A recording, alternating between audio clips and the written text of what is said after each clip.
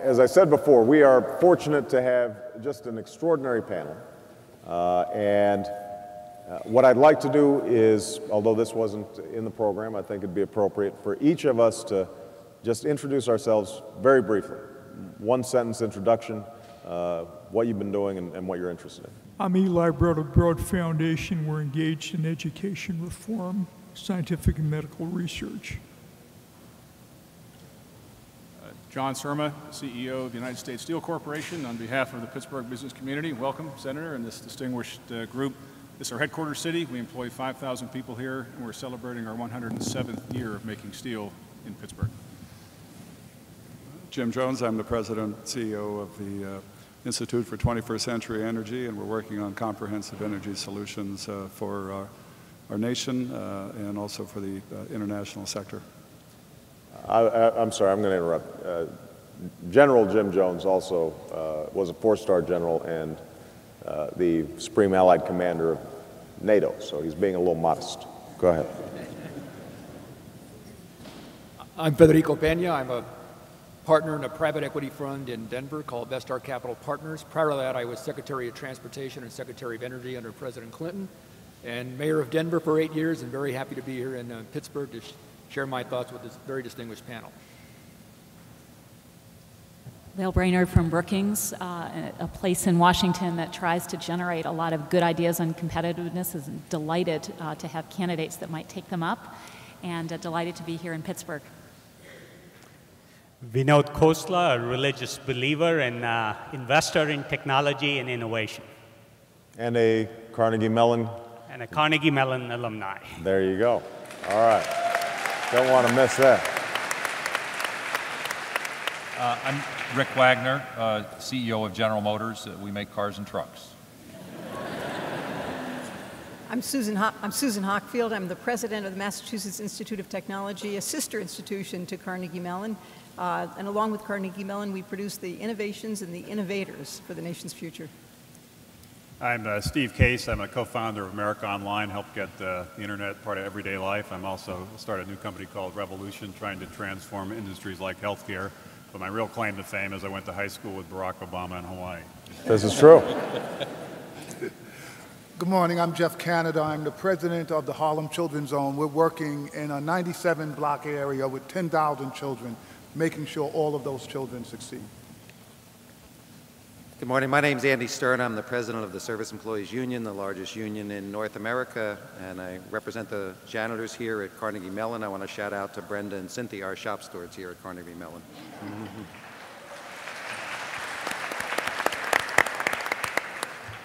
I'm Susan Castillo. I'm the state superintendent of Oregon, and I am thrilled to be here in a conversation that makes that direct link between education and prosperity in our country.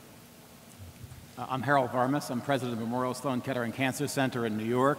I run a laboratory that works on cancer genes, and I'm the former director of the National Institutes of Health during the Clinton administration. Well, as you can see, we've got an extraordinary group. And I want to apologize to the audience in advance that we're probably not going to get to every good idea that's represented on this panel, but hopefully we can touch on a few. And what I wanted to do, I thought the best way for us to organize the conversation was to start with some building blocks of competitiveness that I've been discussing and studying over the last several weeks and certainly during the course of this campaign. Everybody right now is thinking about gas prices. Everybody's concerned about not only the impact on individual pocketbooks, but also the overall impact on our economy and our environment. So I thought that that would be a good place to start. It strikes me that if we don't get our energy policy right, that it is going to be very difficult for us to maintain our competitiveness and our long-term standard of living. And so I thought I'd start with you, Rick, because you make cars and trucks. And obviously, you've been impacted profoundly by the energy markets. I know that during the course of this campaign, I had visited the plant in Janesville in Wisconsin. Wonderful workers, state-of-the-art plant. It was producing large SUVs, and you had to make, I know, a painful choice. The workers there are obviously in an extraordinarily difficult spot. The question, I guess, is how do we shape our energy future in a way that allows GM to remain competitive, that keeps some of the best workers in the world on their jobs, that's generating profits for the company and shareholders, and is also remaining a key anchor for our community? How are you seeing this develop right now? Thank you, Senator.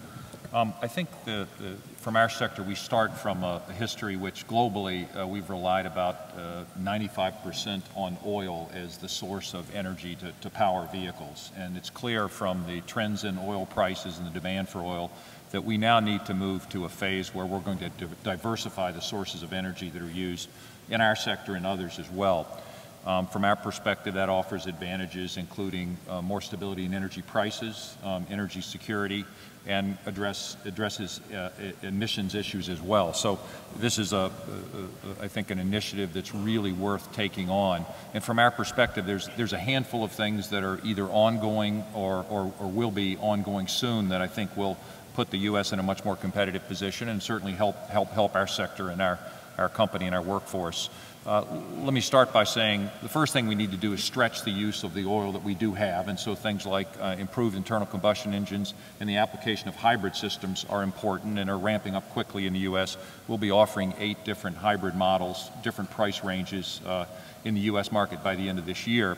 And we do expect that we'll continue to use oil for a long time. But very importantly, alternatives to oil, I think, first and foremost would be biofuels. And we have, in our company, invested in a couple of cellulosic ethanol producers and are very bullish on the prospect of doing that. And it turns out, by virtue of history and our global footprint, the U.S. manufacturers are the global leaders in the ability to apply biofuels. And you have commented on this yourself, but if we really want to move and diversify our oil sources away from oil, using biofuels is the way we can do it fastest.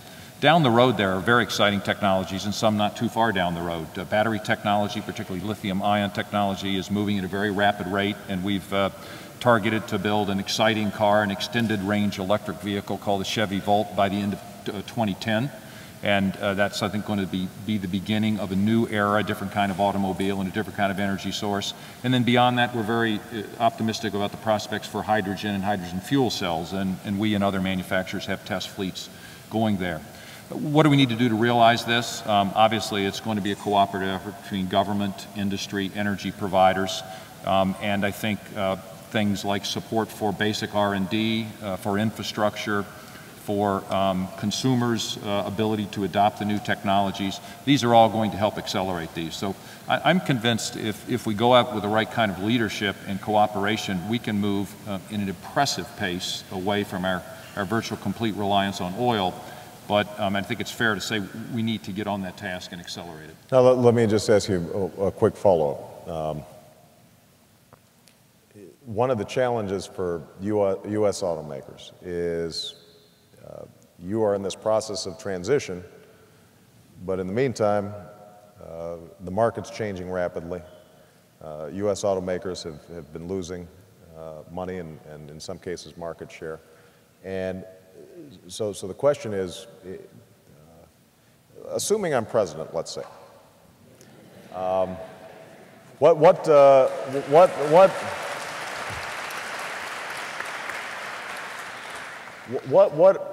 would be the 1 or 2 things that the federal government can do most constructively to make certain that that in this race against time for the U.S. automakers, that you are able to make this pivot as quickly as possible? Is it a matter of getting enough research money in place? What role should the federal government play relative to the private sector in terms of moving this process along as quickly as possible? Obviously, all of you recognize that the market's changed, so you have every incentive to do so, but you may need some bridges to help get there. No, we do, Senator. I think the first thing is with clarity of vision as to where we're going.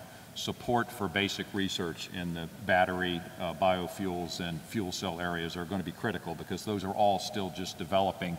And other countries have supported research in those areas, and so in some cases, like batteries, the U.S. is actually behind Japan, or maybe even in some cases Korea. So we have some work to do there, but we've got a lot of smart people working on it in the U.S. So that would be very important. I think the second thing to keep in mind is the application of these technologies, particularly at early phase, is pretty expensive. Right. And so we do have incentives for consumers, as you know, to buy hybrids. And I think we're going to need to provide some support to make these new technologies affordable. And then finally, converting our traditional manufacturing base to a alternative energy manufacturing base does require capital. And I would say one of the biggest issues the U.S. industry faces, that we have relatively weak balance sheets due to a lot of things, post-retiree healthcare costs and stuff. And so support in converting the manufacturing base would also be helpful. Good. Now, Dr. Hockfield, you are at one of the greatest research institutions in the world. I know that you've actually helped to launch an MIT-wide initiative to spur innovation and research in alternative energy. So where are the areas that you see most promise, and how does a research institution like MIT interact with both the federal government as well as the private sector in order to get this research out the door and actually working on behalf of American industry? Yeah, it is a great question, and an answer I would say that's on the lips of almost everyone at MIT. I did launch an energy initiative just about 2 years ago, and it plays directly from Rick Wagoner's comments. We see a lot of opportunity, a lot of real possibility. This is technology we can mount, but the technology alone is not going to be sufficient. So we're also very interested in the kind of new policies that Rick referred to. I think what's critical is this two-part approach. We need to work as fast as we can to improve our current technologies, because we're going to be using oil, coal, and oil, nuclear for the near future. But that doesn't mean that we're going to use those technologies as they stand today. We've got to improve them. But the second piece has to be working very rapidly on a range of alternatives: biofuels, solar, wind, tides, because at this point we don't know where to place our bets. We don't know which of these technologies is really going to play out. And so doing this two-part approach is critical. And what's critical to make that happen is, of course, research investments. Our research investments in energy don't reflect an innovation economy at all. If you look at the health sciences industry, where between private industry and government, we're putting something on the order of $90 billion a year in research. In energy, if we look at the combination of industry and government investments in new energy technologies, it's about $6 billion a year. So we have not positioned our nation for the future. We think there's a lot of opportunity. Now, I have to add to this that at a place like MIT, and I'm sure the same is here at Carnegie Mellon, our secret weapon in this energy challenge is our students. They are wildly enthusiastic about it because they see the potential. And what we have to give to them is a vision of a future, a bright, clean energy future that we're actually funding our way to arrive at. And I can tell you that if we provide the modest incentives that they're going to be able to work in this field, which many of our students want to, they're going to be there with their brain power, with their enthusiasm. Right. They want to invent the future, and they'll do it in the realm of energy. Right. Now, we've been talking about it obviously in economic terms, but there's a major environmental imperative to deal with this issue. Climate change, at this point, I think we've got a broad consensus that it's something that we're going to have to tackle. And one of the things that, one of the centerpieces of my energy policy is a cap and trade system, which essentially creates a price for carbon emissions, generates not only a set of changed incentives in the marketplace, but also generates billions of dollars, much of which will have to be given back to consumers because they may have to, otherwise would have to absorb rising costs for electricity. But also generates about $15 billion a year over the course of a decade that we can reinvest in solar, wind, biodiesel, basic research, research on new batteries and so forth. And the nice thing about a cap and trade system, as well as the way that I think we have to design our research efforts is, as you said, not knowing what's going to be the home run, what's going to work out, but spreading that money widely, including, as you point out, some areas like coal and nuclear where that may not be the optimal energy source of the future. But if we can figure out ways to use coal productively, if we can figure out a way to store nuclear waste safely, it has to be part of our energy mix. And I want to just jump to you, Vinod, because you were talking about some of the exciting advances that you're seeing. Vinod, by the way, is I think, uniquely placed in thinking about these issues. This is a co-founder of Sun Microsystems, but is now maybe the largest, but certainly one of the largest venture capital investors in renewable and clean energies.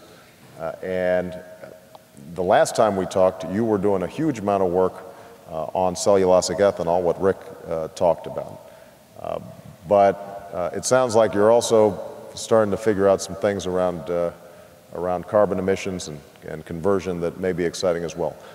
Talk to me both specifically about some of the most promising areas that you're seeing, but also talk about how we get good ideas into the marketplace and actually into applications so that consumers are starting to benefit and businesses are starting to profit from some of these inventions. Senator, thank you. I'm very optimistic that we can have a radical revolution with stable policy. Innovation, just like it made long-distance calls free in this country in 10 years, can make alternative energy cheaper than traditional old energy and increase our competitiveness. It can save us $500 billion a year because we can produce fuel from non-food sources that is green at $1 a gallon within a decade. We can produce solar utility-scale power that's about the price of natural gas-based power almost now. So, and new technologies for carbon sequestration are doing radical things, new approaches.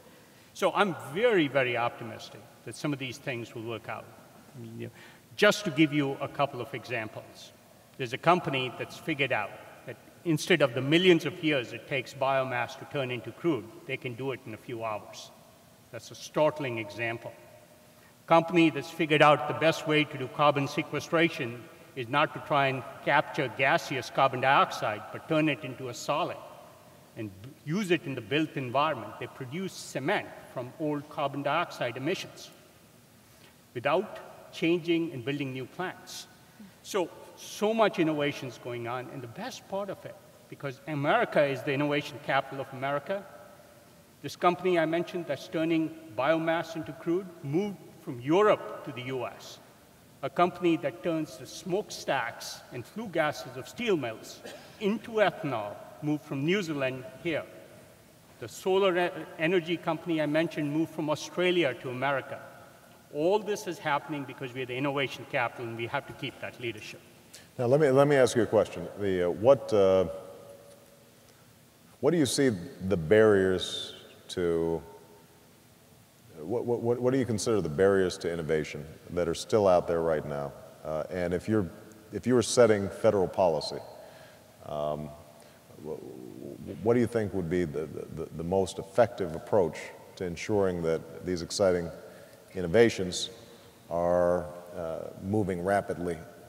There's some that would argue that, you've got venture capitalists like yourself, you're putting money out there, the market's working, and Washington doesn't really have to do much.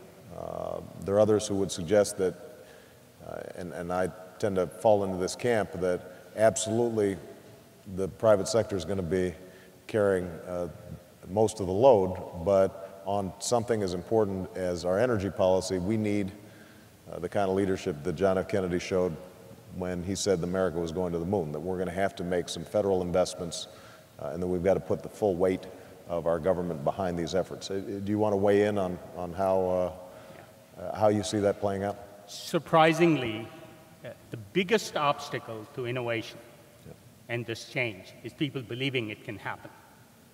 What we need is a vision of where we want to be in 10 and 20 years and have stable policy. The biggest impediment to investment is policy that changes with the latest whim and fashion.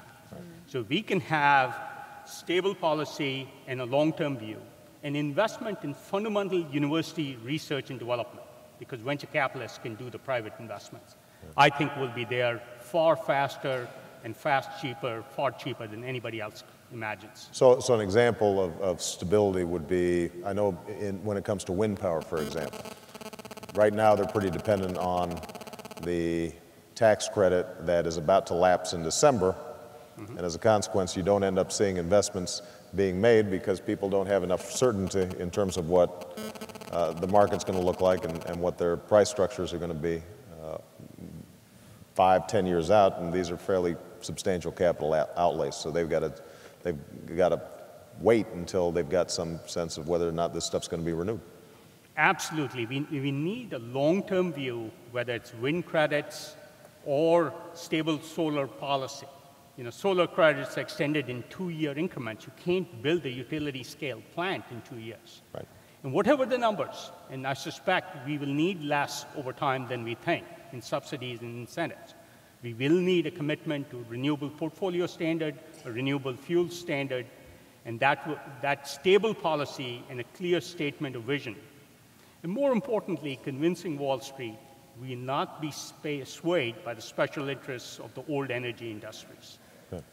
General Jones, you're now working in the energy sector with the Chamber of Commerce. You're seeing the impact of skyrocketing energy costs on all sorts of businesses all across America.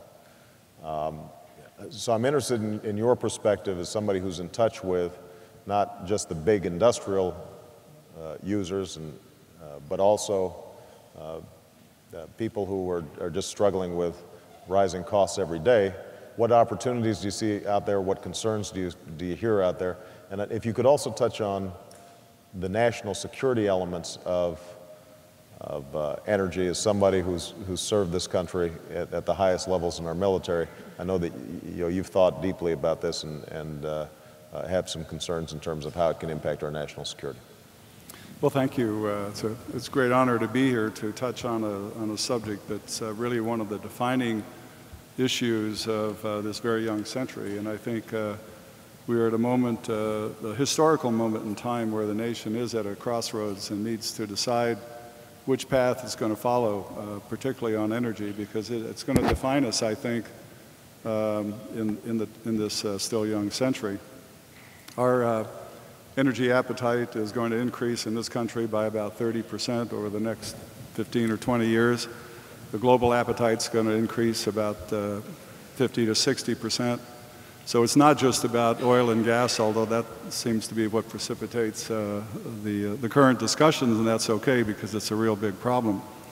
But it really does fuel our competitiveness, and it affects everything from national security to family security, and in ways that are profound and simply have to be addressed.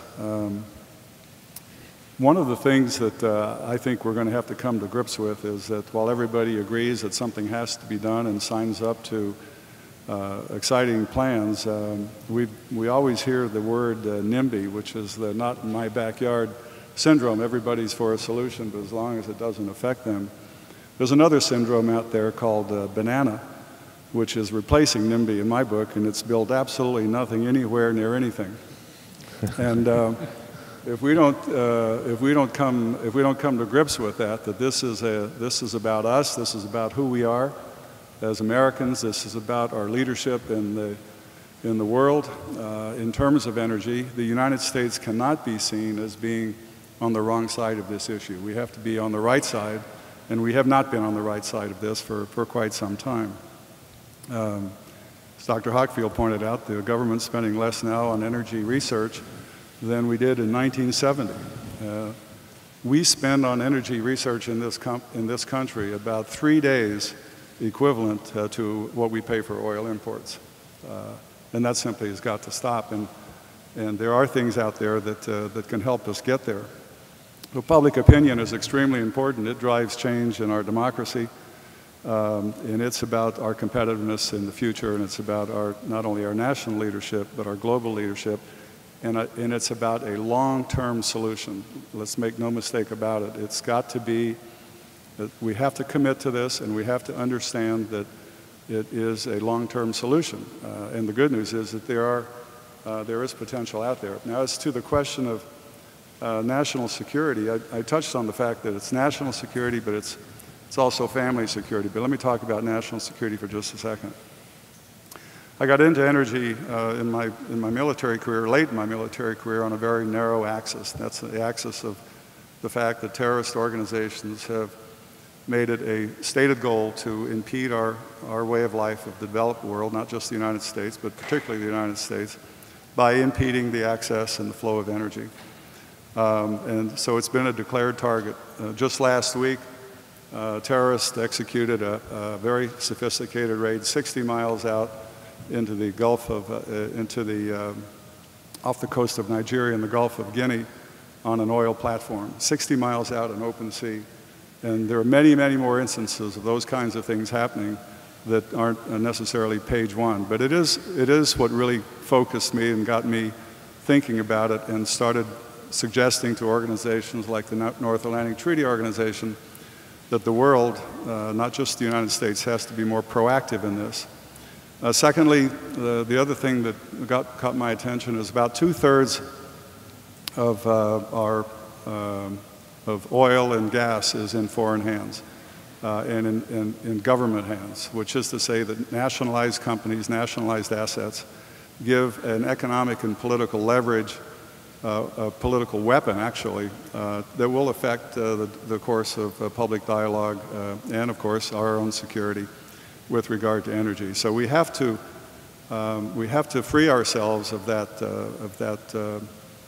weight and that influence, and we can do that through diversity, and you've heard some of that already. You'll hear more later. You can do it through efficiency. You can do it through affordability, because that gets back to the family aspect of things. Whatever we do has to be affordable for our families. And you can do it through technology, and you can do it probably a lot quicker than we think.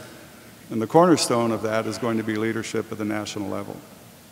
Our next president has, in my view, has to make this a top priority. Our Congress has to come together on this in a bipartisan way, and we simply have to commit to a longer-term strategy instead of short-term solutions. The next Secretary of Energy, in my opinion, should be an inner part of the President's National Security Council. It is that important. It will define who we are. It is important for our families, and it's important for our nation. Thank you, sir. Thank you. I want to shift to a second pillar of competitiveness, and that's education. But before we do, does anybody else want to chime in on any of the energy issues that have been raised? Good, John? Thank you, Senator. Just a brief comment on energy and cap and trade. I think it's important to recognize, as you go through that process of cap and trade, if that's where we go, that a large imposition of a carbon price in a globally competitive sector like ours in steel, because 40% of steel trades internationally, and of course we're energy intensive. If not done thoughtfully, it could have the perverse result of suppressing domestic production with difficult problems for employment, for national security potentially, for middle-class jobs, and shifting that production to international locations that aren't bound by any climate regime.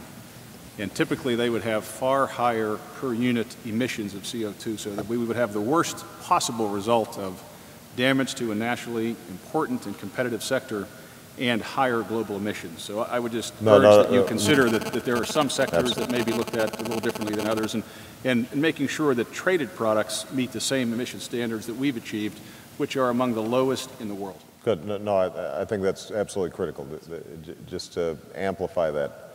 If you set up a cap and trade system, there's a cost to it. And sometimes people just throw out the word cap and trade and we'll solve global warming and pretend that it's going to be easy. There are going to be expenses involved in terms of retrofitting and improving efficiency in plants and figuring out sequestration technology. And if we are doing everything we need to do, but China is not, or Brazil is not, and you're having to compete against steel makers in those countries, and they are able to send in steel at a much lower unit cost, not only because of wage differentials, but also because of these environmental standards, then we're going to lose jobs, and the environment's not going to be improved, because it turns out you can't build a wall up into the stratosphere to cordon off global warming effects. So now we have an opportunity, because of the next round, the successor to Kyoto, that the next president will almost immediately have to enter into. And you know, the key is going to be to have a set of negotiations that includes what were once considered developing countries, but at this point are full-blown competitors of the United States. If China, India, other carbon emitters are not involved in that negotiation and held to similar standards, then we're going to have some problems, and it's probably not going to be as effective as it needs to be. So you make a very important point. Anybody else? Susan, do you want to? Yeah, I just want to make something explicit that we're actually all talking about. We're talking about potentially the next cycle of America's innovation economy. This is an invention, post-World War II invention of the United States that is absolutely phenomenal. So you do federal investments in research universities that has provided the most extraordinary educational environment on the face of the earth. And those research dollars fund someone like Yet-Ming Chang to do innovative, not particularly directed research that produces a new battery, A123, which is one of the contestants to be the battery in the Volt. And those technologies come out of our universities into the hands of people like Vinod Khosla, and, which lead to new industries, lots of job growth. And the nation gets better and stronger. And we see this often as we think about the energy crisis as something where we just have to cut back. We've got to cut back. There are costs and costs and costs, but it's actually the other way around. This is a place where if we invest, it'll increase our competitive advantage and make us economically more successful. So I take John's point very seriously. And so however we design the policies, however as we accelerate the technologies, we've got to be sure. And I have confidence that we can do this, that this will be good for everyone. Absolutely. Can I make one more? Sure. Right. Senator, on this comment, which is a good one on international competitiveness, as I've thought about the cap and trade issue in particular, we're a member of US CAP, it has occurred to me that the U.S. has a responsibility to lead in this area, but we want to do this in a way that actually grows our economy, doesn't retard the growth. And if we do that, we can actually be a model for these countries that you cited, which are growing and in some sense competitors. But if we can show that we can put in a system that changes our energy policy and does it in a way that actually improves our economic prospects, I'm completely confident that China and India and Brazil will say that's a good idea, we'd like to do that too, because I haven't seen anything in those countries which they say, gee, we want to pollute a lot. I think what they need is a vision, and I think we have a chance to provide that. Well, absolutely. I mean, look, they still are burdened by enormous poverty, and it's not realistic for us to expect them to retard their growth in ways that we have not been willing to do. So it's important for us to lead. We still have a much larger carbon footprint per capita than any of these countries. But you're absolutely right that if we make the investment, if the innovation is happening here, then we're going to be able to franchise, to license technologies to other countries. They're going to be willing to adopt it. And these actually can be markets for some of the green technologies that are developed. And coal being the classic example, if China's building a coal-fired plant every week, but they also recognize you can't breathe in Beijing, they've got every interest, if Vinod's the investees develop the kinds of technology he's talking about, they've got every incentive to adopt that as quickly as possible. If I might add a quick comment, given as an investor in Google, I can tell you many more Googles will be created in the energy space. And innovation is the area where America has a competitive advantage. I cited 3 of the 4 companies moved to America, and I think we have to press our advantage in innovation. Vinod, by the way, after the panel, will give tips on the next Google. We'll have a little sidebar conversation there. Federico? Senator, in addition to all the brilliant ideas that have been discussed in this panel, I think the most important thing is federal leadership by establishing a goal. We're now importing 60% of our oil from other countries. In the 1970s, when we first embarked on this venture, we were only importing about 35% of our oil. No president has said, this is our goal. Now, you have said, and the reason I'm supporting you, is that by 2030, you want to see a 35% reduction in the importation of oil. I operate best when I have a goal. So the American people know that you're establishing a goal, you have strategies, and we can show marketable progress so that by 2015, that 60% import number comes down to 55%, then to 50%. Then the American people, all of us and people around this panel will know we're making progress and it's working.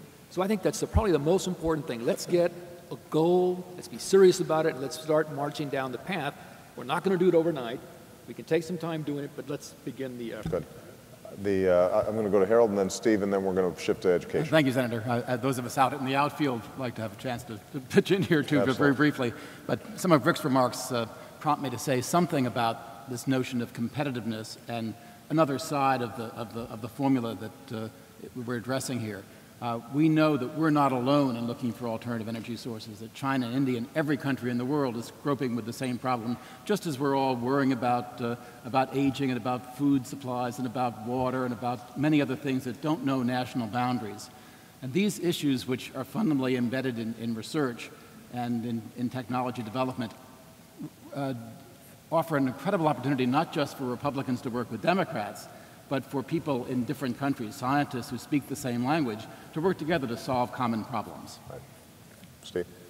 I think Google came up a couple times. I think it's worth looking at the history of the internet and the role the government played with DARPA and the ARPANET and really making the initial basic research investment to put that in place. And then the market really took over and a lot of entrepreneurial companies were formed, and that's really what made the internet part of everyday life. I think there's some lessons to be learned from that approach. I also would note that some of these ideas can really be leveraged and taken to a whole nother level if we focus on a particular place and really try to make that sort of a model home and demonstrate in a particular community how this can work. And actually, it may seem parochial because we're both from Hawaii, but there's a lot of interesting things happening there. Hawaii has unusually high costs of gasoline because it is so isolated, but also benefits from having a fairly contained geography. And there are a lot of opportunities to try to take a place like that and really try to make it energy self-sufficient. Right. And take some of the land, the agricultural land that used to grow sugar or grow pineapple is now growing weeds, and instead have it grow energy. And there's initiatives like Hawaii Bioenergy and right. Vinod's also involved in, and others. And there's a lot of hope because of that level of excitement and investment. But it requires a goal. It requires the government really saying this is a national priority, and then the private sector and entrepreneurial innovation really taking hold. Good. I think that's a great point. And just one example of setting a goal and then government being involved in setting up at least the foundations is the issue of our electrical grid, which is a huge capital outlay. Very difficult for any investor, even Vinod or Steve Case, to say we're going to go build an electricity grid. But if we have a smart grid, the ramifications of that for being able to get wind energy from South Dakota to a user in Pittsburgh, our capacity for a plug-in, the volt to be plugged in and not just get energy but also put energy back into the system is extraordinary. And we have not made a serious investment. It has national security and homeland security implications as well. That's an example of something that the federal government, in the same way that it helped to develop our postal service or the internet or the interstate highway system or the intercontinental railroad, those are the kinds of areas where, because it's a common pool, it's something that everybody has to use in order for it all to work, government has to be involved. All right, none of this is going to work unless we got a lot of really smart people. And it's not just the inventors at the top. in a knowledge-based economy, we need innovation from the bottom as well. And Susan, you're somebody who is on the ground as a state superintendent in Oregon. So you're seeing on a day-to-day basis the challenges and struggles we have in making sure that every one of our children are trained for this new knowledge economy. You're struggling with an achievement gap where we still see low-income, minority children performing at levels that just aren't acceptable if we want to stay competitive. What are you seeing in terms of the major obstacles for children achieving their full potential, and how can not only the federal government but all of us in these various sectors help in improving our education sector? Thank you, Senator, for the question. Listening to this conversation, I guess at the heart of our challenges today in public education is that we are trying to go somewhere we have never been before, and that is getting every child to higher levels of skill and knowledge so that we can address the many issues that are before us, not only in our country but across this the planet. And I think that it requires us to think about what we do in public education in a very different way. We really that paradigm shift that needs to happen to keep up with the quick changes in technology, our global economy, the knowledge-based economy, and knowing that if we don't get every child to higher levels of skill and knowledge, we are setting them up for doom in the future and setting up our country for that same fate. So we have wonderful pockets of success, schools that are leading the way in how we bring all children to high levels of knowledge and skill. Our challenge is taking that to scale so that it happens in every classroom in our state, in my state, every classroom in this country, and thinking about how we then create a system that better enables us to take that work to scale. And as we peel back all of the various levels of challenges that we have in public education, I think we get back to the heart of what school is all about, the teaching and the learning, and helping to support our teachers to have the knowledge and skill to address all of the many challenges and this higher goal, this higher aspiration for all children, and helping them get the support and the tools they need. And we have not been stepping up enough to address that. So I ask for your help. I know we need a partnership with the states and the federal government working together in how we accomplish that better. Every teacher needs help in knowing how to create a multicultural learning environment where we could be successful with our growing diversity and every student that walks in the door, knowing how to comfortably and proficiently use technology. Our children walk in the door and they walk in with all of this knowledge and access to the internet, and oftentimes are walking into classrooms where they don't have access to any of that in their learning. We absolutely have to address that in every single classroom in America, and we can. I think we also have to get back to one of the core, I would say, essential elements to when we take a look at where success is happening in schools and in classrooms. It really comes back to that very passionate belief by the educators involved that every child can learn, every child can reach high levels of achievement. And when we approach our work that way, and we get the support and help that we need to move forward on that very passionate belief, we see success happen for all children. So we know it can happen, it is happening. Our challenge is how do we take that success to scale in every single school and every single classroom.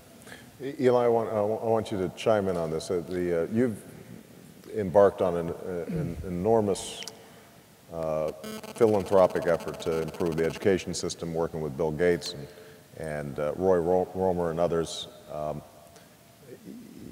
I've talked about some of the key components that I think need to happen. Teaching has to be a central focus. Absolutely. How are we expanding a well-trained teaching corps that is committed to the highest levels of achievement? You've been seeing some great experiments, but Susan makes a good point. In every city, you can find one or two schools that are doing great work, even in the poorest, toughest to teach neighborhoods. But the problem is we never seem to be able to expand it so that it's system-wide. It becomes the exception that proves the rule. What are you saying that could get us to change that pattern? And what role do you think the federal government should play in this effort, given that we still have a patchwork of local school districts with different approaches, and local control's been a strong tradition in the United States? Senator, after running 2 Fortune 500 companies 8 years ago, I decided to spend my time at our foundation to look at K-12 education. And we like to think back to 40 years ago when we were #1 in the world in high school graduation rates. We're now number 21. If we want to regain our competitive position in the world, maintain our standard of living, I'm convinced we have to revamp public education. And I'll be brief. There's 6 things I think we have to do to revamp our public schools. First, more learning time.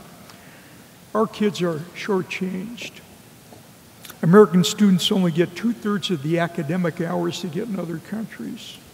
We have a 180-day school year, more or less, 6 hours a day, 2/3 academics.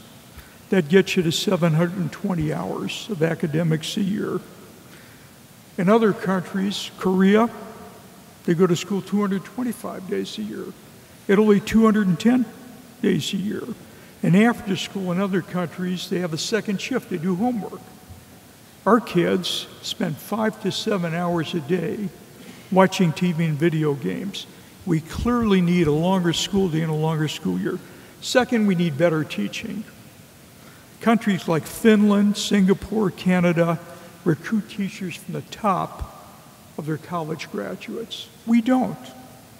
We need to give the teaching profession more respect. We need to offer financial incentives to teachers in schools that do superior jobs. We need to have differential pay for math and science teachers, and also for teachers who teach in the most challenging schools. Third, we need stronger American standards. Children need to know English, math, science, and history, regardless if they're from Pittsburgh, Pensacola, or Portland. Why should kids in the state of Washington get 2 years of math, while Ohio they get 4 years? So we need stronger national standards, and I believe a national curriculum, at least in math and science. Fourth, I think we need public school choice. Different students need different education options. To make smarter choices, parents have to have usable data so they can determine which public school or public charter school your children ought to go to. Fifth, we need 21st century vocational and technical education. We want all of our children to go to college, but by the 8th or 9th grade, many children do not see college as a viable option. So what do? They drop out because they don't see the point of finishing high school. If we offer them 21st century vocational education so they have better access to a good job, whether it's in auto mechanics, electrical work, plumbing, utility workers, and the like, things that can't be outsourced. And the last thing I want to mention is I do believe that governors and big city mayors have to be given the authority and be held accountable for how they educate kids in their states and cities. I think the next president of the United States has to tackle a number of competitiveness challenges, whether it's the economy, national security, education, energy, healthcare. We need an education system far different from what we have if we're going to succeed. And this isn't a Democratic or Republican issue, it's an American issue that affects all of us. And we have to be party blind when it comes to educating our kids. So some of those things are the things I believe we have to look at. It's a terrific summary. Now, Geoffrey, when we look at the problems facing our education system, you've got an overarching problem of all schools raising their standards. I mean, even in schools that we consider good middle-class schools, we still have to pick up our game.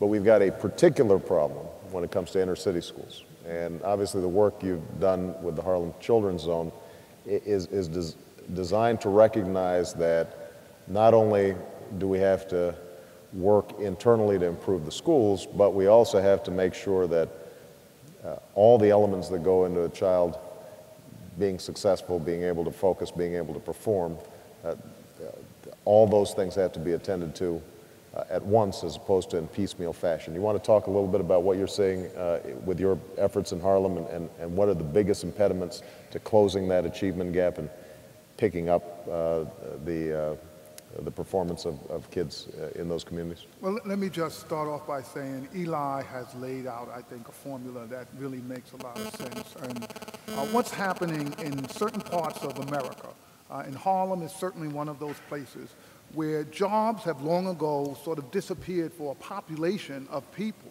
And it's just not Harlem. I mean, this is happening all over America. I would dare say you'll go all over Pennsylvania, you find those places where jobs disappeared. Those communities are really in trouble.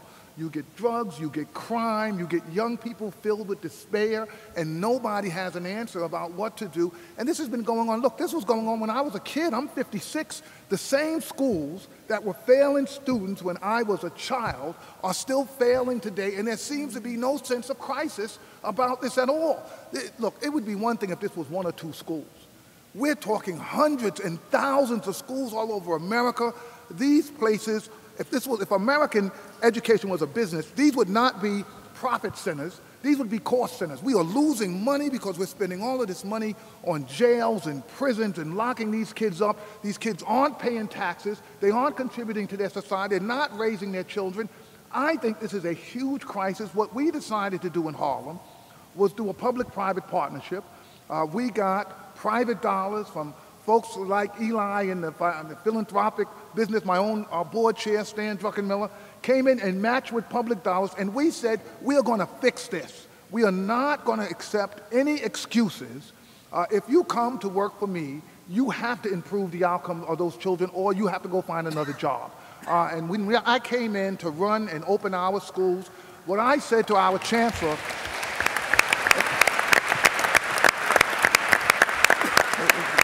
this was now 5 years ago. I said to Chancellor Klein and to Mayor Bloomberg, I said, look, I'm going to open schools. I did not want to go into the school business. Running schools is the toughest business I think there is in America, and I tried to avoid that, but there was no avoiding because my kids weren't working, so we had to go into schools. So I said, okay, fine, I'm going to go into schools. But I stood up in front of the mayor and the chancellor in my community, and I said, if in 5 years I don't run better schools than the schools surrounding my kids, I am going to fire myself. I told the mayor that, I told the chancellor that, and then when everybody left, I looked at my staff. I said, I'm going to fire my staff myself, but I'm going to be the last one out the door. All of y'all are going to be fired before me. So this is an effort where I think, I believe that our country cannot remain a great nation if we allow significant numbers of our children to perish simply because we don't give them a good education. There is not another alternative for what we have to do in this country. So let me ask you a question. Eli talked about some major structural reforms. Susan talked about the need to scale up. Yeah, but what are the lessons you've learned over the last several years where you say, you know what, this is the thing that makes the biggest difference. This is where we get the most leverage. And so if the federal government's going to make an investment, is it early childhood education? Is it raising teacher pay? Is it a matter of increasing accountability? Is it after school and summer school programs so people aren't losing? Now, I've listed a bunch of things that are in my education platform. So I know that plan. I hope some of them make sense. But there may be something that we haven't thought of. On the ground, what are you seeing that you think is going to make the single biggest? I have really, Senator, I've read your education policy paper, and I really endorse the concepts, but this is what we found. We start from birth with young people because we know our kids, their parents simply aren't told what the game is all about. We wait until the kids are in kindergarten and first grade and people say, oh, educate my child, where middle class and upper middle class parents start from the moment of conception. They start living their lives in certain ways, making sure they have good health care, vitamins, no drinking, no stress. Our parents no one explained how this thing goes. So we start with baby college. We get those kids, and by 4, we put them in our program, which starts at 8 o'clock in the morning, goes to 5:45 in the evening.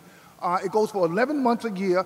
It's very heavily staffed. For the last 6 years, 100% of it, not 90, not 85, every single child entered kindergarten on grade level. We know that you can get those kids on grade level early. If I get a kid who's 15, I don't know, maybe he should be reading on the 9th grade level. He could be reading on the 3rd grade level. In 1 year, I may not be able to catch that kid up. But at 4, we can catch up every single child in America. Every single one of those kids should be entering kindergarten on grade level. And then we have to hold our schools responsible for making sure those children never fall behind. One of the challenges in communities like Harlem is that we wait until the kids are so far behind and then we try to intervene. The kid's 15, we're trying to figure out what to do. We should still do that, and there are places that have figured out how to do that kind of work, and we should applaud them and support them. But the real challenge in these communities is get those children on grade level early, work with their parents, work with the siblings, provide the health care, provide the support inside the community to make sure these kids aren't growing up in places we wouldn't be caught dead because they're so violent and so disorganized. And then you'll have what I think we found. Just as very quick, my board chair decided that, among other investments he's made in us, he wanted to start a great chess team in Harlem. He said, Jeff, wouldn't it be great to have these Harlem kids beating up on all these private schools around the country, right? So he found the best chess teacher in America, hired that teacher to come work with my kids in Harlem, and for the last 2 years, our girls have ranked number 2 and number 1 in the nation in chess. Now, this is what people think. No, this is not, that's not what that. People look at these kids from Harlem, so they think, oh, here come the Harlem girls. And they say, why are they so good? And people say, well, probably because their lives are so complicated, they have to move like a rook to get through. No, that's not true. That's not true. They just got the same advantages that upper middle class children receive who start chess in the 2nd and 3rd grade and get great teaching.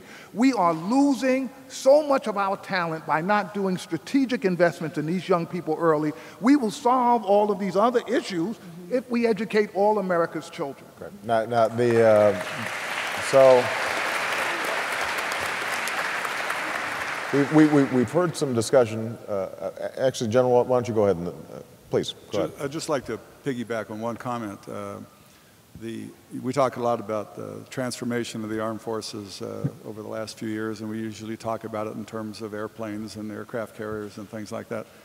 The biggest transformation of the armed forces in my career happened in the mid-1970s when the armed forces insisted that an educational standard be met as a precondition to acceptance. We went from the conscripted force to the all-volunteer force, and we held as a standard about 95% high school graduates. And so we put value on that high school degree.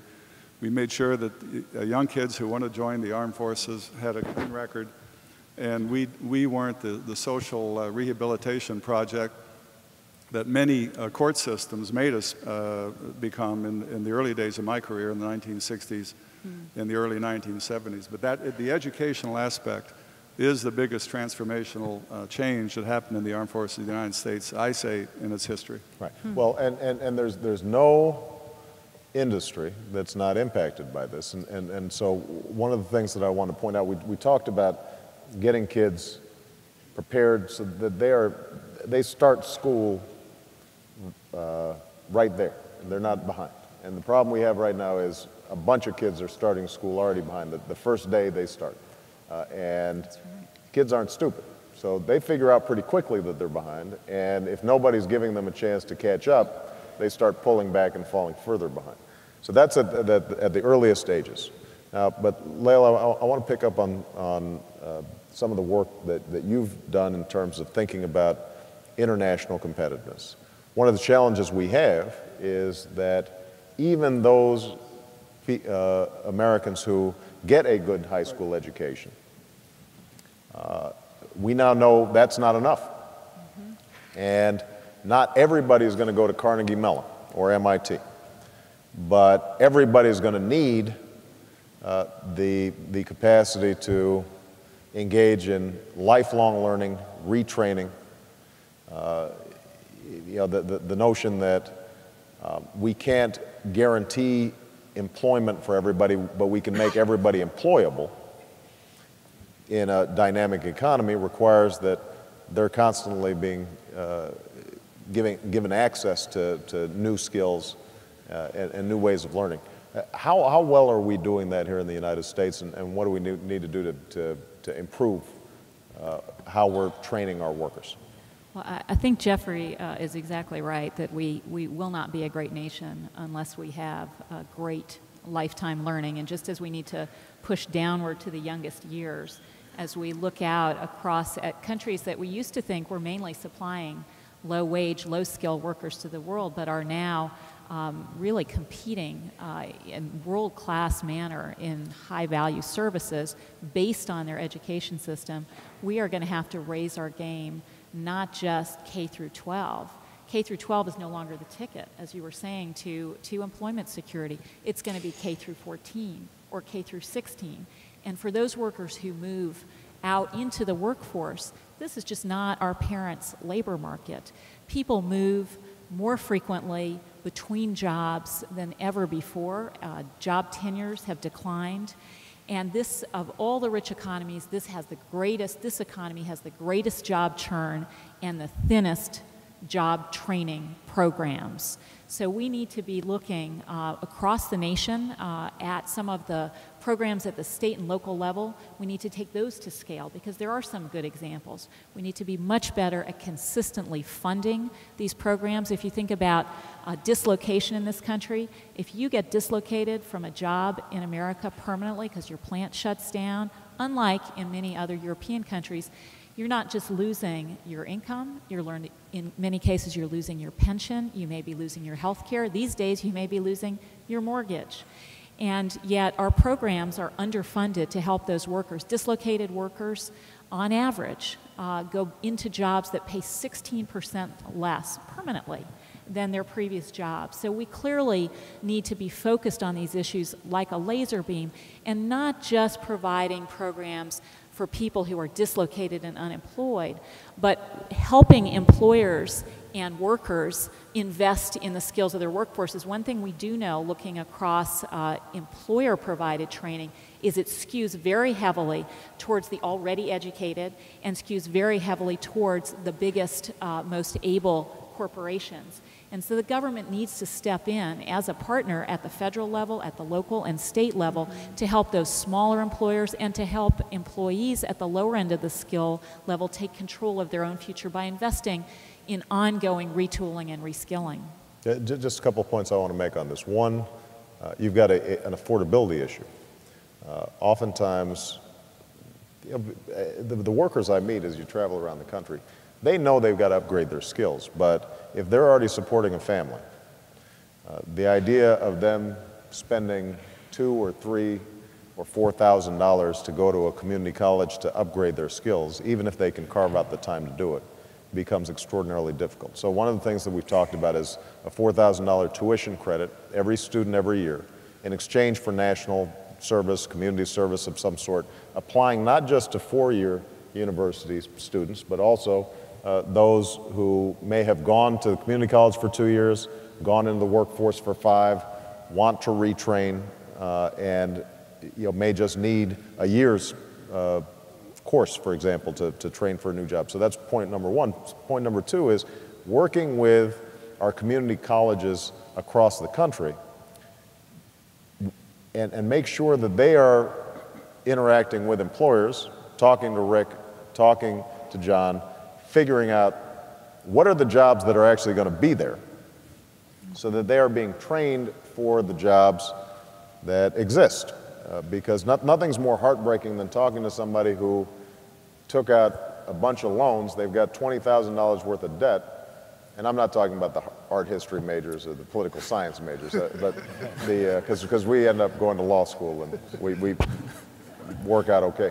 But people who've been trained in industries that are already almost obsolete by the time they've gotten out. We've got to make sure that the curriculums of these community colleges are closely interfacing with the businesses to figure out what's a good investment for these folks to make. Harold? Just a brief comment, Senator. We're talking about a fundamental issue here of how a service-oriented economy shifts to a knowledge-based economy.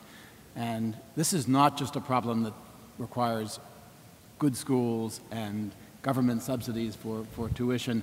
It also requires those of us who run academic health centers, universities, businesses that have a technological base, convince people that they will have a share in this new economy, that there are jobs, that there are ways that they will profit and see their lives improved by moving in this direction to see a more science-based and technologically based and knowledge-based economy be the dominant force. That's clearly happening in parts of Asia and Europe, and we have to tie into this by bringing together, through perhaps your administration, the forces you're hearing arrayed here today.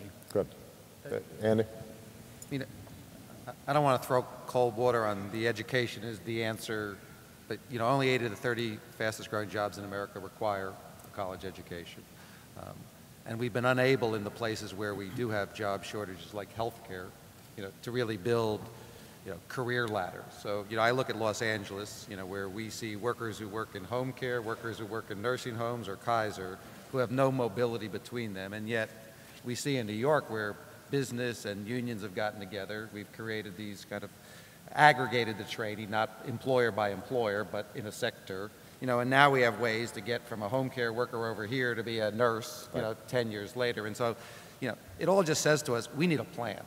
Right. This just does not happen by luck. We are making the most radical transformation, the third economic revolution. We've only had 3. Agricultural took 3,000 years. The industrial took 300 years. This revolution is going to only take 30 years. No single generation of people have ever witnessed so much change. And here you see all the elements of the change. It's why your plan becomes so important, because it is not going to happen by everyone doing their own thing. I mean, America needs a plan, not a communist 5-year plan, but more like what Ireland did. Ireland got business and labor and government. They brought them together. They created a framework about taxation and where were the jobs, what were they going to do about energy policy, and they propelled themselves to the second most successful economy in Europe. We are in a moment of profound change, as you talked about in Flint. I don't think Americans quite yet get it, but we need a plan here, because it's not just going to happen as you listen to everyone around the table, unless we have real leadership, that believes in change, and I think that's your challenge. Well, it's a good segue. And you made a great point, and it's a good segue for us to move into the third pillar, and that's our healthcare system. Now, this is a huge growth area. Our population's aging, we know that, and our healthcare system, by any standards, is not working well. We spend more money per person on healthcare than any nation on earth by a wide margin, and yet our outcomes are mediocre at best when compared to other industrialized nations. And we've got 47 million people without health insurance. Before gas prices went up to $4, the only thing you'd hear about as you were traveling around the country is the extraordinary burden that healthcare is being placed. Now, just as is true in energy, healthcare offers an opportunity. Given the growth of employment in the healthcare sector and the work that you described with SEIU and unions working with employers, you can create systems where workers have a pathway to good jobs. They are providing an extraordinary service to an aging population.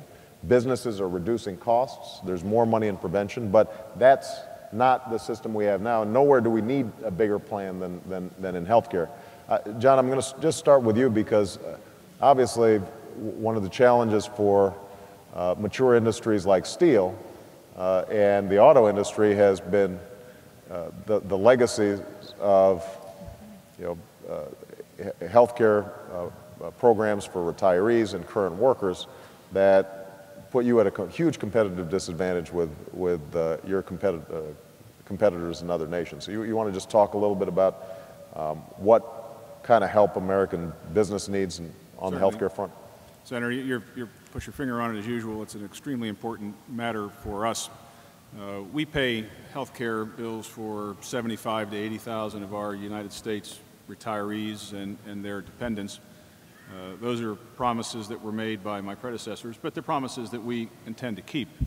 But in doing that, as we pay $500 million per year or more in health care benefits with an accumulated liability of $3 billion on our balance sheet, that promise gets more and more expensive no matter how hard we try with managed care, with wellness, with our employee safety program, with company-sponsored clinics. No matter how hard we try, our costs go up by 10, 15, 20% per year. That promise becomes so expensive that it comes out of our capital. It comes out of our investments. Now, we're still investing here in Pittsburgh, $1 billion. In the great state of Illinois, in Granite City, $500 million. Yes, we're very pleased about that. And we're making those investments so we can have competitive products to sell to really good customers like Rick Wagoner. But we'd rather not have to make the choice, Senator, between honoring our commitment to our retirees, providing a competitive benefit to our hardworking employees, some of whom you've met at our Edgar Thompson plant here. There should be a better choice. There should be a choice that says there's a health benefit that's competitive, affordable for employers, and reasonable for employees, and something that provides a different kind of healthcare system that's based on technology and information and affordability would be really welcome for a company like ours, because we want to invest, and this system we have makes it harder and harder for us to invest. And the only thing in our sector, we're the 5th largest company in the world in our sector, we're globally competitive, but the only way we win is by having A, smarter, harder working, more productive employees, which we have, and B, investing in the new and best technology. And the healthcare toll charge that we continue to pay takes that investment opportunity away from us. Let me just talk about what I've proposed, and then I want to get some thoughts on from people. Like most of the Democratic candidates for president, the plan I put forward focused on not just access, but also cost. Because if we simply open up a system to everybody, and it's as wildly inefficient as it is now, we'll run out of money. It doesn't matter what we do. We can't, neither the public sector on Medicare, Medicaid, nor the private sector can sustain 10% healthcare inflation every year, or even 8%. It's just not sustainable.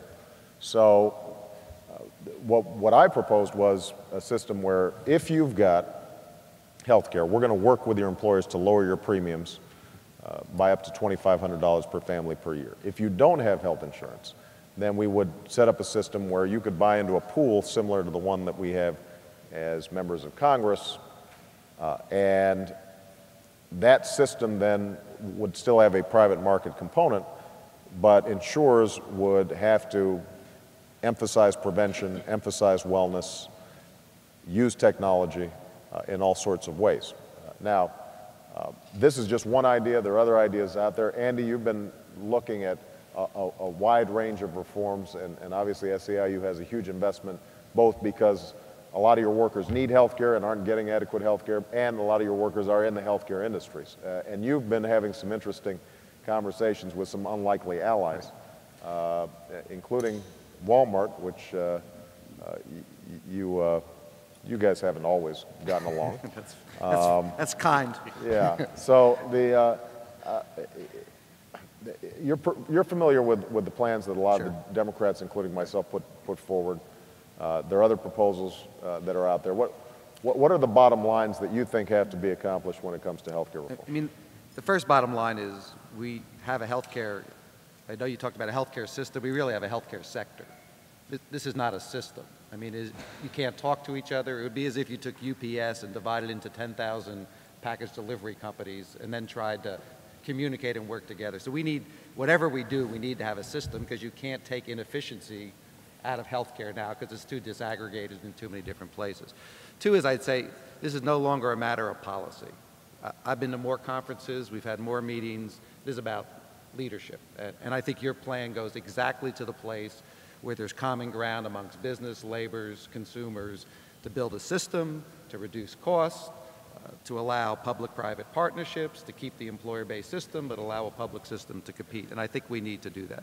And I think what we really need is to just change the old Washington ways that says we can't get anything done. And that's why, after talking to all of my friends and Democrats and Republicans in Washington, I decided we weren't going to, Washington wasn't going to change, so we needed to change Washington. And so I wrote an op-ed in the Wall Street Journal, and then I wrote a letter to all the Fortune 500 CEOs, and I said, the political class of both parties is full of words, but it's bereft of action. And I said, the old idea that business and labor can't work together for common good is outdated as lifetime jobs, because we're in a different economy.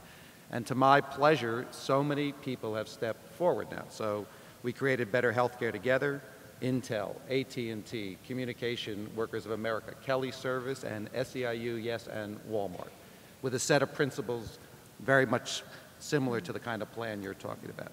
AARP, the Business Roundtable, the National Federation of Independent Businesses, and SEIU have Divided We Fail, another coalition where people have come together. Our employers and the union in the Partnership for Quality Care. America's hungry for change in healthcare. The answers are in front of us, and I think President Obama can provide the leadership in the first 100 days to bring America together and say, this is a competitive plan. We cannot be the only nation on earth that puts the price of healthcare on the cost of our products and then compete with countries around the world that don't. It would show leadership to our business community. It would meet your goal of strengthening the middle class. America needs a new healthcare plan, and I think America is ready for it with your leadership. Good. Steve,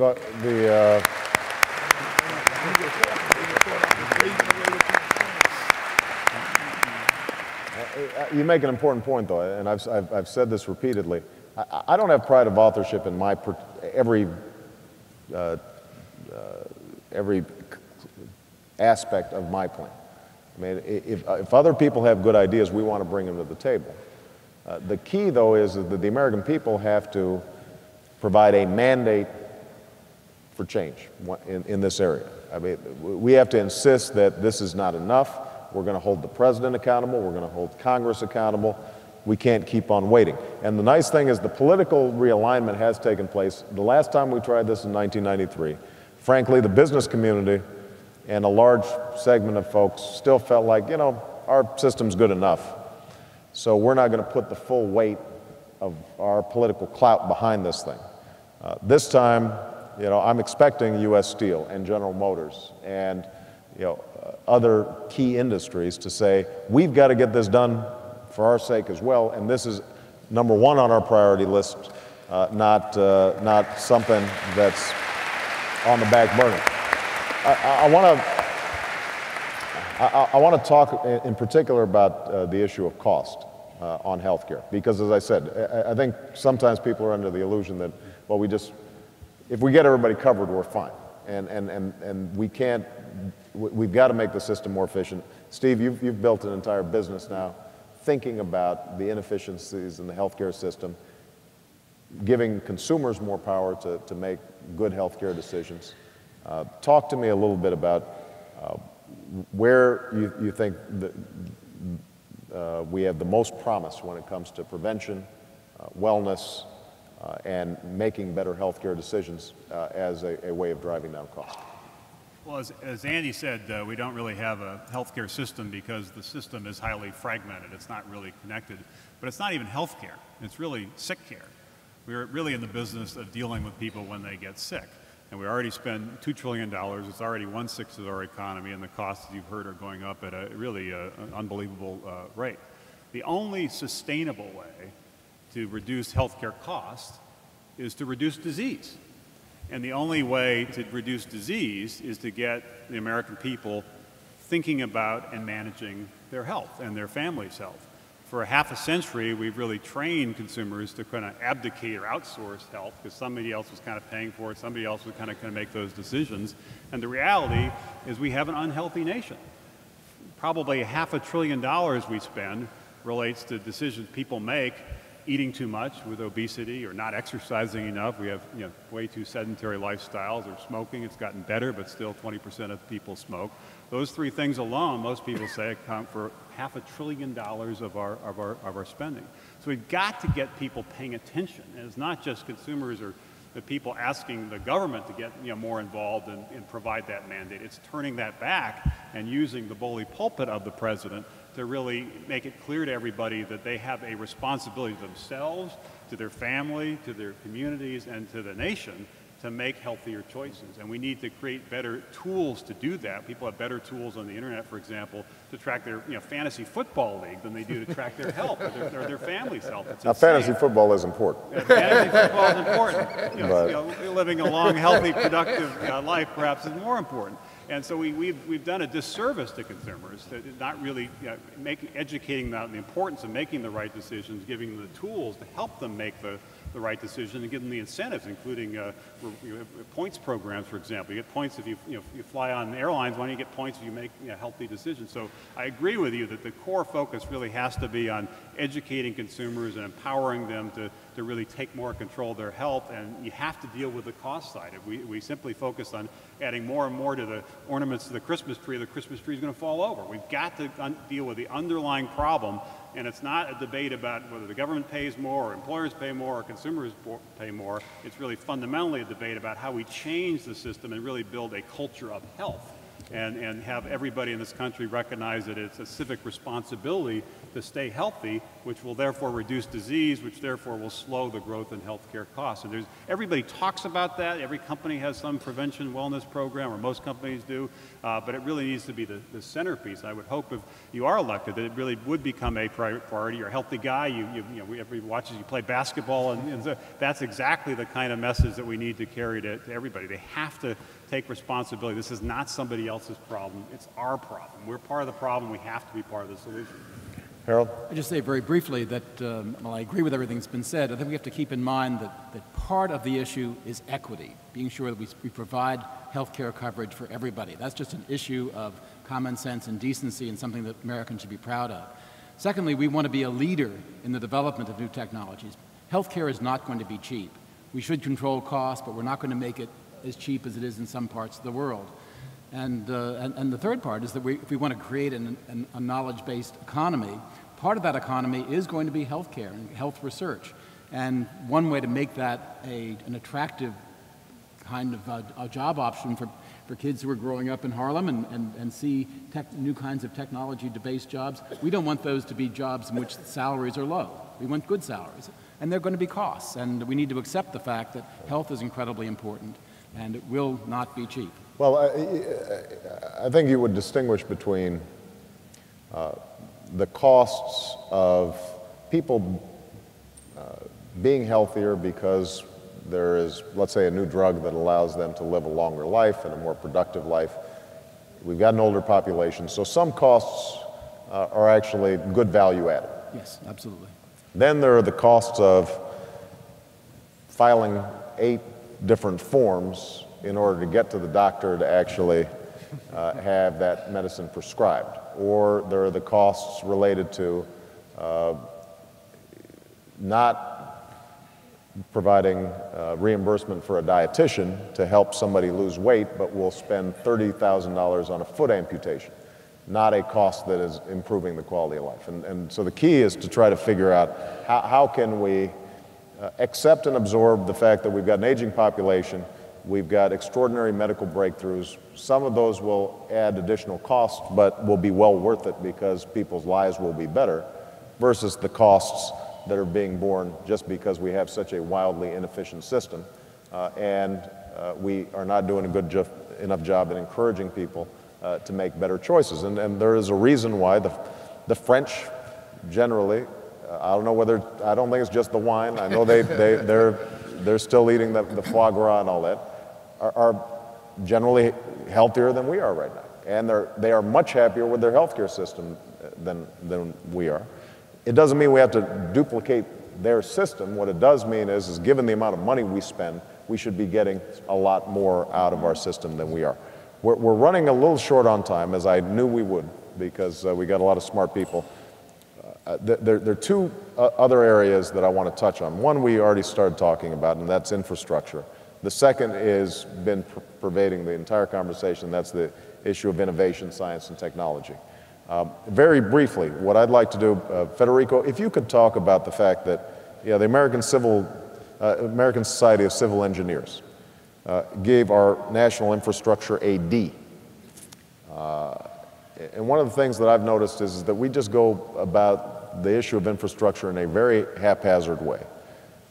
Comment on your experience as a Secretary of Transportation and a Secretary of Energy in terms of what we need to do to rebuild our infrastructure, because everybody who comes back on a visit to China, the first thing they say is, boy, we are really falling behind, right? High-speed rail, highways, ports, they are essentially leapfrogging us in terms of their infrastructure capacity.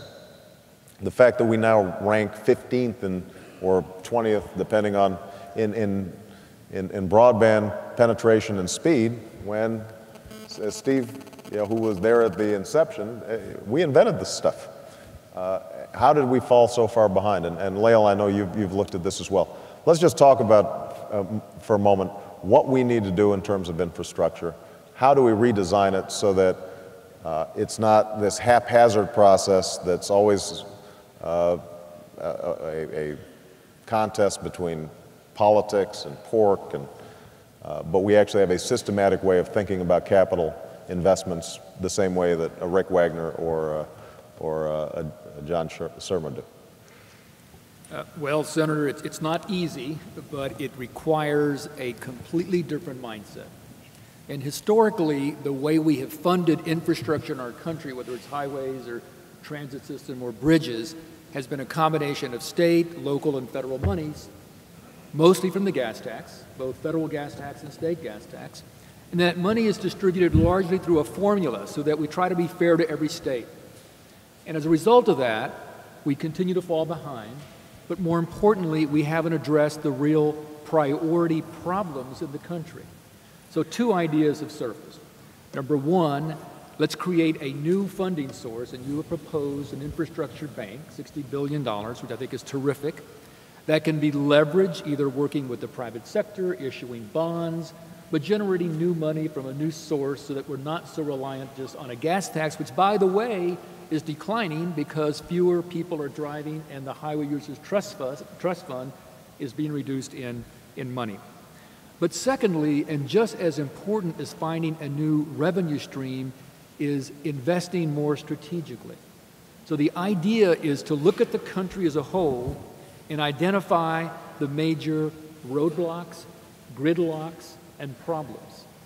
And most of those, frankly, are in the metropolitan communities of our country. If you look at where most of the delays occur, it's in our metro areas. But that's also where most of the jobs are and where most of the economic activity in the country is produced. So I think we need to have a strategic investment set of criteria that say, let's look at these major roadblocks, problems in the country, let's invest in those, let's fix those, so that our gridlock, our transportation system works better.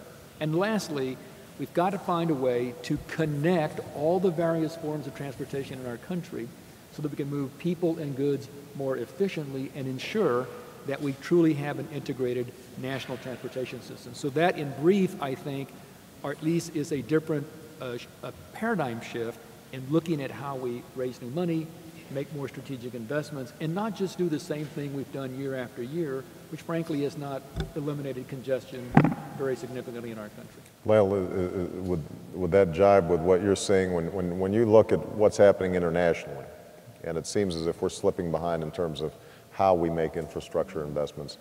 Are other countries making better, more strategic choices in terms of how they're doing this?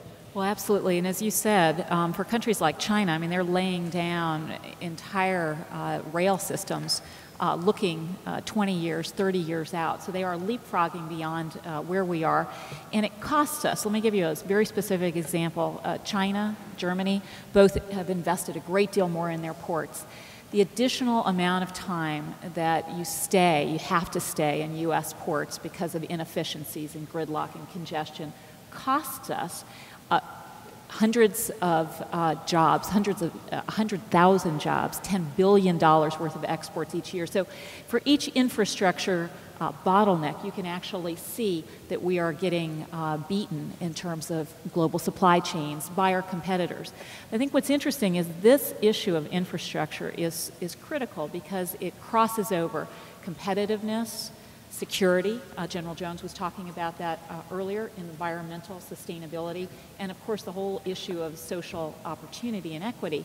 And just by virtue of crossing across all those different areas somehow gets no attention whatsoever. And so I think it's like some of these other issues that we've been talking about today. We need a plan. We need to come to the table at the federal level with some new tools. The National Infrastructure Bank that you've been talking about would be a powerful new tool. And perhaps more important than anything else, we need leadership. Well, and we're going to have to change our politics. So, I mean, let's be blunt. The committee chairman really like some of the prerogatives and the ways of doing business. And I respect that and understand it. If you've got constituents, one of the ways that you show that you're doing a good job is bringing back projects. But if we're not thinking strategically or systematically at a national level, then we are going to fall behind, because we'll overinvest in some areas and underinvest in others. And there's going to be a political fight around this, but now's a great time to do it. Look, we know that the economy is I believe in a recession. We know it's slowing down at minimum.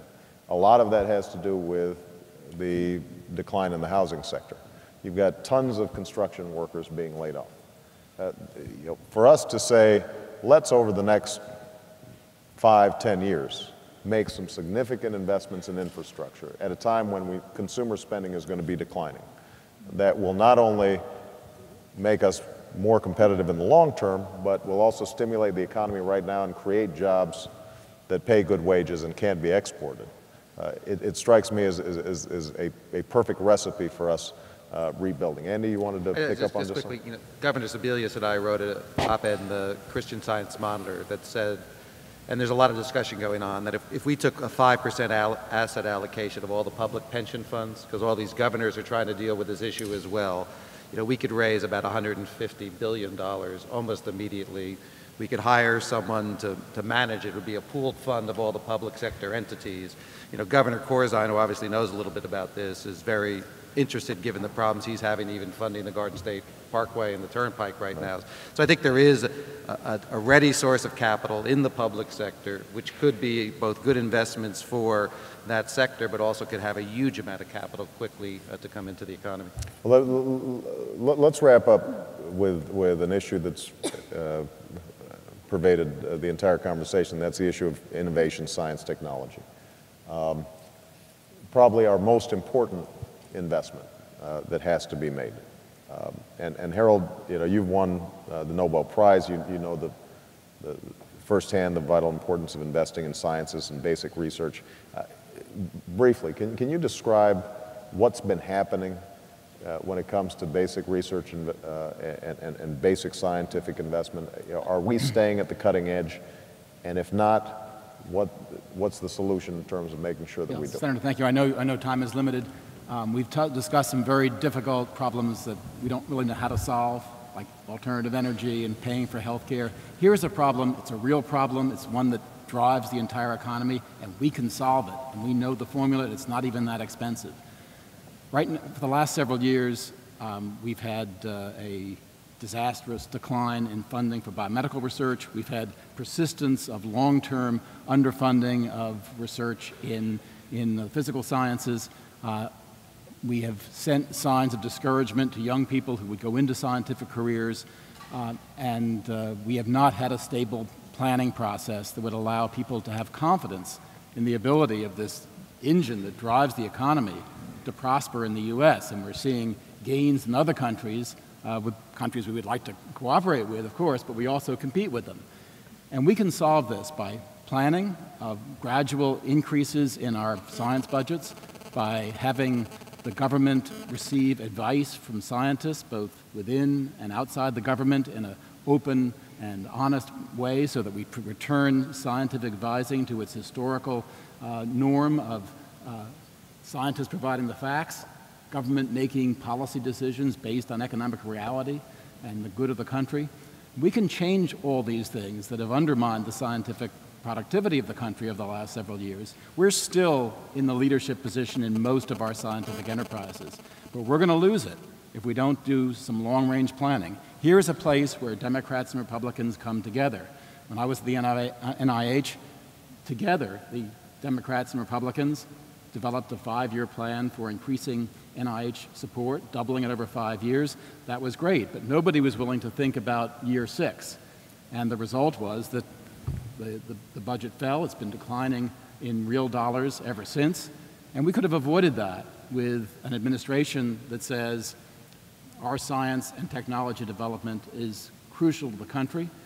We can afford it, and we have great talent in this country. We need to encourage it with a long-range plan. A president arriving in Washington and saying that research is fundamental to solving the problems of our country, the problems that go beyond our country's borders, and here's what we're going to do to set up a bipartisan agenda for funding science, for supporting the education and training that's required, for building an economy that's not just based on knowledge generated by others, but generated by us, would have a tremendous effect. And this is something that a new president could do tomorrow. Susan, I want you to help wrap this up. Obviously, the importance of science, technology, engineering, math education is something you think about. And I was just looking at a statistic. In South Korea, 38% of all undergraduates receive degrees in natural sciences or engineering. In Singapore, it's 67%.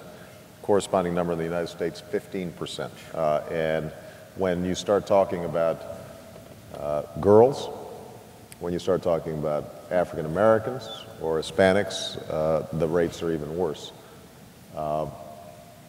What do we need, and Susan, maybe you can chime in on this, and Geoffrey, what do we need to make science, technology, engineering, math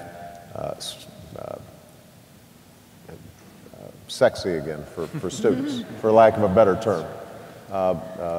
You know, one of the things that we're seeing, I think, if you look at the trajectory of engineering, for example, you've got baby boomers that were inspired by the space program, and that cohort has been supplying a lot of the brain power for a very long time. They're now at a point where they're thinking about retiring, and we're going to have to regenerate renewed interest in this area if we're going to stay competitive.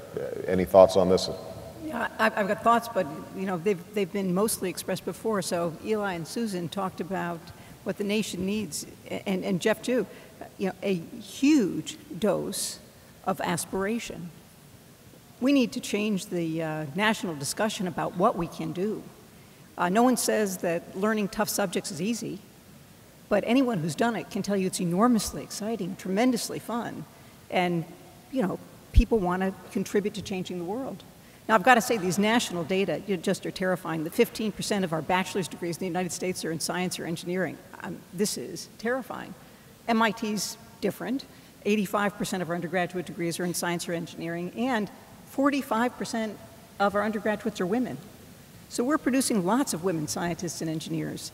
But these can't be unique situations. This has to be a situation that obtains across the nation. Well, and is it fair to say that a large portion of those students are foreign-born? Well, it's very interesting. A large portion of 18% of our students are first in their families to go to college. But among our undergraduates, only 8 or 10% are international students. But when you ask them whether they themselves were born outside the United States, or one of their parents, or one of their grandparents, what our students represent is America. It's the melting pot. You know, 85 or 90% of our students probably are immigrants, recent immigrants by those measures. And the reason I bring that up, because I actually think, we were talking about this before, I want smart kids from all around the world to study here. That's our crown jewel of competitiveness, is our college and university system. And the fact that we are making it harder for immigrant students to come here, study, and stay is a disastrous policy. But it also, though, speaks to the aspirational issue, because if children of immigrants still see America as this land of extraordinary opportunity, and yet we're not producing that same aspirational culture inside our country and in our schools, or at least in certain areas, then that's a problem. So we need, actually, so we talked about the A123 battery company that may be the battery for the Volt. Yet Ming Chang is the founder of the company, one of our faculty members. Just listen to that name. Where was he born? Not in the United States. But we need teachers who are themselves excited about math and science. And to be excited about math and science, you actually have got to have studied math and science yourself. They've got to be able to communicate the excitement and the importance, the power of understanding the world through that lens. You know, our teachers need to be refreshed. We can't train them once and then send them into the classroom and say that's the end. They have to re-experience that exhilaration of learning. You know, but you know, more than anything else, I think it's this issue of the national inspiration. You touched on it. So what we are now benefiting from is a group of scientists and engineers who were inspired by a national mission. I grew up during the race for the moon. It was cool to be interested in science and math. We need another kind of national aspiration, a national mission. I believe that energy could serve as a wonderful national mission. It would fuel the innovation economy. It would tell kids around America that they can contribute to changing the world. But you know, it's hard work. You got to study math. You got to study science. You can go into engineering, but you need that kind of background in order to make a difference. And I believe that kids in America can be inspired by it. Mm-hmm. Absolutely. Terrific. Yes, Vinod. And then Eli, you'll have the last word, and we'll wrap up. One last comment. To ask for, and energy can be a source of aspiration, but for aspiration and hope, I think we need one thing. That's social mobility. And the sad thing is, not only has social mobility in this country been declining, we never measure it. We've stopped talking about it, stopped measuring it. It's the key to a healthy capitalist system. Well, and so I hope you highlight social mobility as a measure for the next 25, 50 years in this country. Well, I think it's a great point, and it picks up on what Andy was saying earlier. If people see pathways to success, they will succeed. Absolutely. If Geoffrey's kids in Harlem see a road that takes them someplace, they'll take that first step. If those roads look blocked, then they will not. And worse, they will reject the opportunities that have made this country great. You know, people always talk about, for example, the issue of trade. One of the reasons that I think it's so important for us to spread the burdens and benefits of trade broadly and globalization broadly is so that we can maintain a consensus of openness and competitiveness. But if you only have a few winners and a whole lot of losers in that process, over time people become resistant because they don't see it adding to the social mobility you're talking about. Eli, you know, and then Geoffrey will... In addition to all we've talked about, educational, I think we need an immigration policy that gets the brightest people from throughout the world to come here and stay here. We had that several decades ago. You know, if I think about it, would we have been better off if Sergey Brin had founded Google as a Russian company? Or Vinod Khosla had founded Microsystems as an Indian company? We've got to get back to the type of immigration policy, allow these people to come here and create great companies and great industries. Sure.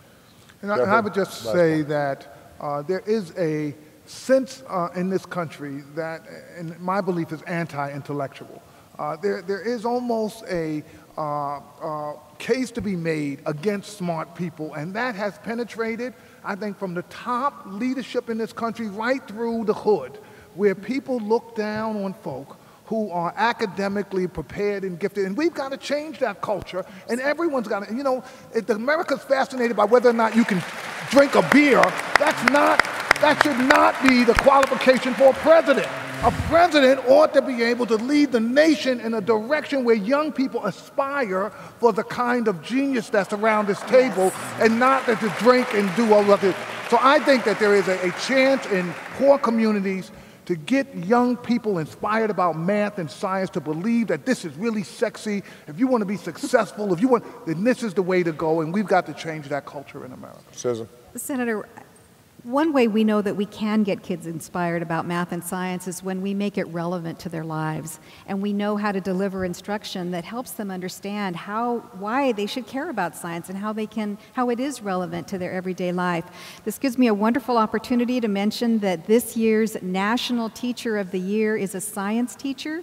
from Oregon.